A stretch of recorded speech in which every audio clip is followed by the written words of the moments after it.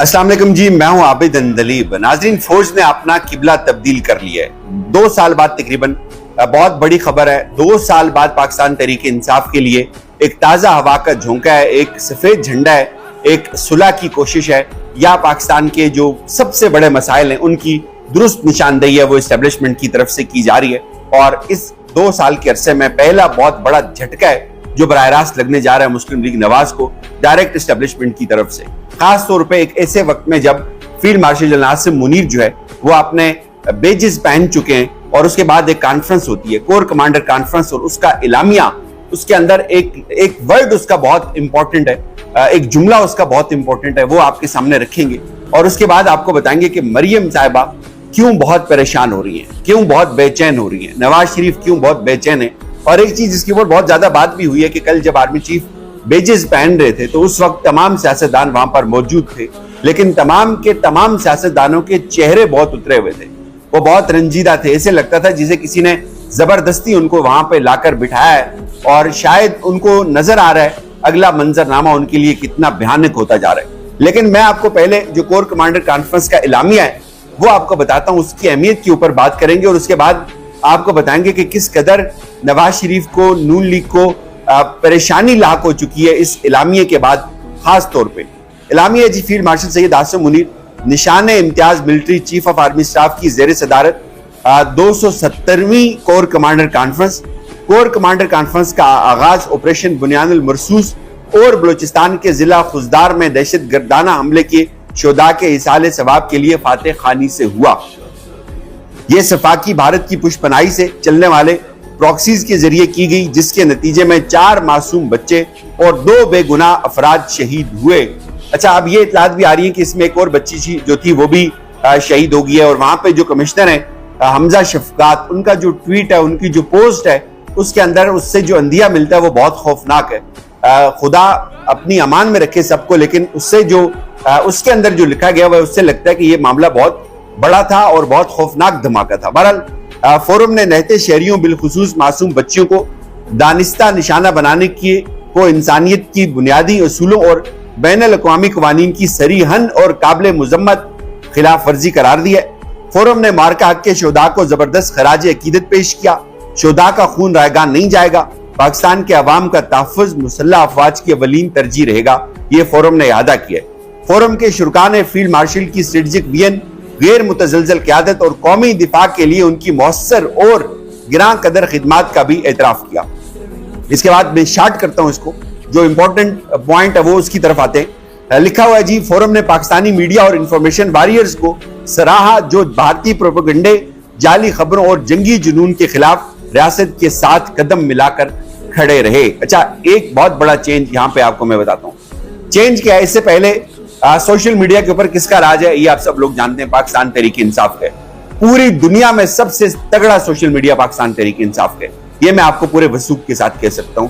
और इस social media के बारे में यहीं पे कहा जाता था कि ये शैतानी मीडिया, ये ठीक लोग नहीं है, इसको बंद होना चाहिए। लेकिन आज उनको सलाम किया जा रहा है, आज उनको खराज तहसीन पेश किया जा रहा है, उनकी अहमियत को समझा जा रहा है और आज उनको ये जो उनकी एफर्ट थी, और जाहिर है वॉरियर्स कौन है, पाकिस्तान तहरीक इंसाफ के लोग हैं जिन्होंने खुल के साथ दिया है एस्टेब्लिशमेंट का। और ये नून लीग के जो लोग हैं वो भी मानते हैं और खुद एस्टेब्लिशमेंट ने खुद इस बात का एतराफ भी किया है। वो कहते हैं जी बहुत जबरदस्त काम किया उन्होंने।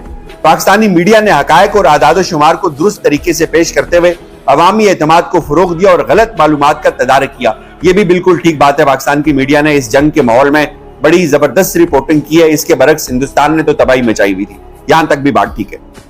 फोरम ने सियासी क़यादत को उनकी दूरअंदेशी मार्का हक के दौरान बेमिसाल क़यादत, पुख्ता यकीन और गैर मुतज़ल्ज़ल अज़म के साथ कौम की रहनुमाई पर सलाम पेश किया। भाई सियासी क़यादत इमरान खान की है, बाकी तो सब आपके आगे पीछे फिरते हैं, बाकी तो सब इस वक्त दुम छल्ले बने हुए हैं। लेकिन जिस इमरान खान ने को जब ये कहा गया आपकी मदद चाहिए, उन्होंने कहा बिल्कुल कोई मसला नहीं है। फोरम ने भारतीय मुसल्लह जारहियत के खिलाफ कामयाबी को उनके अवामिल की मरून मिन्नत करार दिया।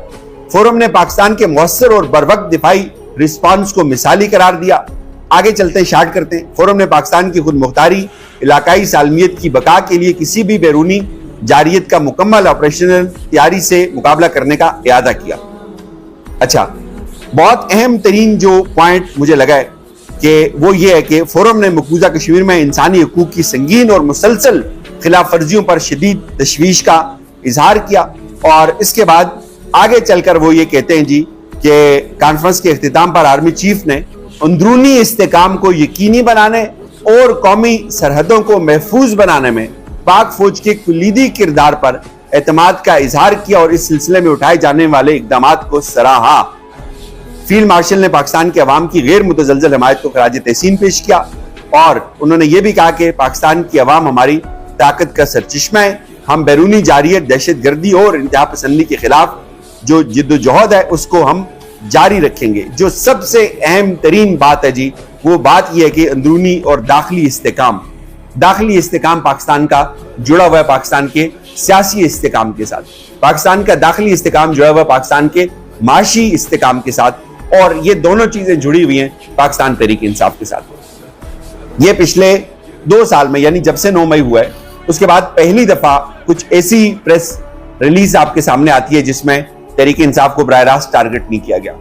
कोई ऐसी प्रेस रिलीज आपके सामने आती है जिसमें जो सबसे बड़ा इशू है, जो कोर इशू है पाकिस्तान का जो दाखिली इस्तेकाम है, उसको एड्रेस किया गया और ये उसकी अहमियत, उसकी जरूरत और उसको हल करने के लिए जोर दिया गया। ये बहुत बड़ी बात है। यानी इसका क्या मतलब है? इसका ये मतलब है कि फौज के लिए 9 मई अब इतना अहम नहीं रहा। फौज के लिए अब जो बहुत अहम तरीन चीज है वो पाकिस्तान का दाखिली इस्तेकाम है, पाकिस्तान के अंदर सियासी इस्तेकाम है। और उन्होंने जो बात की है वो बड़ी वाज़ेह है कि मोदी का अटैक बड़ा है। हिंदुस्तान ने जो हमला किया है वो पाकिस्तान के अंदरूनी मसाइल से ज्यादा बड़ा है। लेकिन यहां पे कुछ लोग हैं, वो लोग हैं मुस्लिम लीग नवाज के अंदर, वो नवाज शरीफ हैं, वो मरियम नवाज हैं, जो हिंदुस्तान के अटैक को कुछ भी नहीं समझती, जो समझती है इमरान खान ने जो 9 मई को करवाया, जो कि इल्जाम है, ठीक बात भी नहीं है, वो बड़ा है। यानी मोदी का नाम नहीं लेना। मोदी ने जो बच्चे शहीद किए वो ठीक है, मोदी ने पाकिस्तान की जो सालमियत के ऊपर, पाकिस्तान के एहसासों के ऊपर, पाकिस्तान की जुग्राफियाई सरहदों के ऊपर उसके अटैक को नून लीग उसकी क़यादत बिल्कुल बुरा नहीं समझती, उसका नाम नहीं लेती। और इमरान खान का नाम ले लेकर पुकारा जाता है कि इमरान खान ने बहुत गलत किया, इमरान खान ने ये सब किया। 9 मई बहुत बड़ा गुनाह है। मोदी ने जो किया 4-5 मई से लेकर 10 तक वो उनको बिल्कुल नजर नहीं आता। यानी ये एक मुनाफिकत की एक इंतहा है। अब आप बात को समझिएगा, मरियम साहिबा ये बात क्यों कह रही है? मरियम साहिबा की लाइफ लाइन है 9 मई, नून लीग की लाइफ लाइन है 9 मई, और इसलिए वो इतने बेचैन है कि वो 9 मई को लेकर बार बार वो 9 मई को लेकर अदालत में पहुंचते हैं, बार बार वो अडयाला जेल में पहुंचते हैं, अडयाला जेल में पहुंचकर इमरान खान के पॉलीग्राफिक टेस्ट करवाने की बात करते हैं ताकि उनको कोई बयानिया मिले, और इमरान खान ने उसका इनकार कर दिया, वो इनको बयानिया नहीं देगा। लेकिन एक बात जो बहुत इंपॉर्टेंट है वो मैं आपको बता दूं, वो बात यह है कि एस्टेब्लिशमेंट अब ये बात समझती है कि बस बहुत हो गया, 9 मई के ऊपर बड़ा कर लिया, सब कुछ करके देख लिया, नतीजा नहीं निकला, सियासी इस्तेकाम नहीं आया, और इस वक्त अब अगर एक मौका मिला है एस्टेब्लिशमेंट को, फौज को, कि आप पूरी कौम को इकट्ठा करना है, तो इससे अच्छा मौका और कोई नहीं हो सकता कि इन तमाम चीजों को पीछे छोड़ा जाए। एक पॉइंट ये फौजी भी समझते होंगे, ये आसिम मुनीर साहब को भी लोग बताते होंगे कि सर आपने बहुत हासिल कर लिया, आप आर्मी चीफ भी बन गए, आप फील्ड मार्शल भी बन गए, इससे ज्यादा क्या हो सकता है? एक आम फौजी की जिंदगी में इससे ज्यादा क्या हो सकता है कि वो आर्मी चीफ बने और उसके बाद फिर वो फील्ड मार्शल भी बन जाए, और वो एक जो इस लड़ाई से पहले का जो मंजरनामा है और उस लड़ाई के बाद का मंजरनामा एकदम वाज़े तौर पे बदल जाए और बड़ा चेंज आ जाए उसमें, तो उसको फिर वो लोग बताते होंगे कि सर अब आप इसको कंटिन्यू करें, आप अमन की तरफ आए, आप पीस की तरफ आए, सियासी इस्तेकाम की तरफ आए, जरूर बताते होंगे उनको लोग। और अब मरियम साहिबा या नून लीग वाले बहुत सख्त परेशान होंगे कि यार ये इन्होंने सियासी इस्तेकाम की बात क्यों कर दी। अब आप सोचिए कि सियासी इस्तेकाम कौन नहीं चाहता, किसको सूट नहीं करता पाकिस्तान के अंदर सियासी इस्तेकाम? सिर्फ एक पार्टी है जिसका नाम नवाज शरीफ की पार्टी है, नून लीग, उनको ये सूट नहीं करता, उनको ये तसादम सूट करता है, उनको लड़ाई सूट करती है, उनको इस्तेकाम, उनको अमन सूट नहीं करता। इसलिए उनकी सारी इमारत जो खड़ी है वो 9 मई के ऊपर खड़ी है, उनकी सारी इमारत एक बयानिए के ऊपर खड़ी है, वो इमरान खान की एस्टेब्लिशमेंट के साथ लड़ाई के ऊपर खड़ी है। इसलिए वो पूरा जोर लगाते हैं, लेकिन अब वो बेचैन हो रहे हैं, अब उनके ताबूत उठ रहे हैं चूंकि एस्टेब्लिशमेंट कह रही है हमने सियासी इस्तेकाम की तरफ जाना है। देखिए सब कुछ हो गया, आपने फिजाई बर्तरी हासिल कर ली हिंदुस्तान के ऊपर, आपने हिंदुस्तान का बयानिया उड़ाकर रख दिया, सब लोग आपके साथ खड़े हो गए, कौम आपके साथ खड़ी हो गई, और ये तो गैर मकबूल सियासी जमातें हैं, इनका बोझ अब आपके पास इससे अच्छा मौका ही नहीं है कि उतार के फेंक दें और अब आवाम के साथ। और वो यहाँ पे कह भी रहे हैं कि हमारी जो ताकत का सरचश्मा है वो आवाम है। तो अब सर इसको आप थोड़ा सा मैनिफेस्ट करें ताकि वाकई लोगों को नजर आए कि हाँ हकीकत में ऐसा ही है। और वो कब होगा?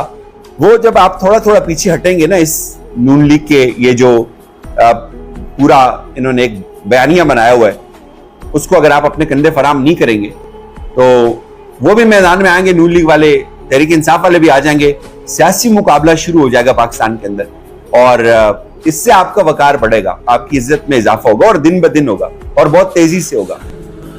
उम्मीद है चीजें ठीक होंगी और जिस तरह से लोग बता रहे हैं कि बाकी कुछ बहुत पॉजिटिव चेंज आने वाला है, थोड़े थोड़े टाइम बाद आपको फील होता रहेगा। इजाजत।